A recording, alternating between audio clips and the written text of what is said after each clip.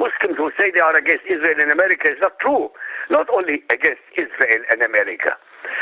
Jihadis and Sharia are against 80% of humanity today. 5,500 million people. Who are these 5,500 million people? All Christians, Hindus, Buddhists, Jews, Zoroastrians, agnostics. Anybody who's not a Muslim. This is a red herring when they say they aren't against America. They are against Israel only. Let me jump in. Do you, Bob, I addressed this to your question because I had a question when I first started having our guest on, IQ al-Rasuli, who is a scholar, an outspoken expert, and really is a lone voice in American media on this point of view.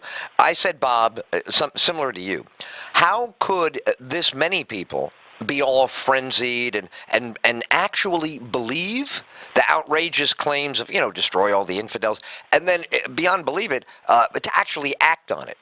So I pressed now I want to turn back to our guest. Do you see how we are Americans? Bob is like me. We are mature men. We are not soft teenagers who don't know about the world. We're veterans of the news, of broadcasting, but still, do you see the inclination, al-Rasuli, of an American? An American is so inclined to find something redeeming in an adversary. Do you see? And Bob and I think, represent that because we are not young. We've been there. We've lived life, and we see it for what it is. We're not naive. But do you see in the American view, there is something about the search for their humanity, to carve out something we might have in common that would turn them into a non-enemy. Do you hear this in both of our questions? My question was months ago. Bob asked you the same question tonight.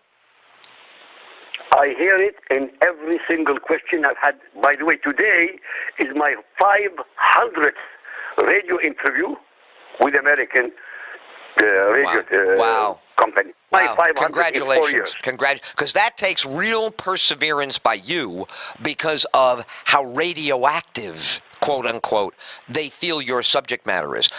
Bob, what's your comment on that? Are we as Americans, I'm asking the same thing of him 6 months ago, you're asking it tonight.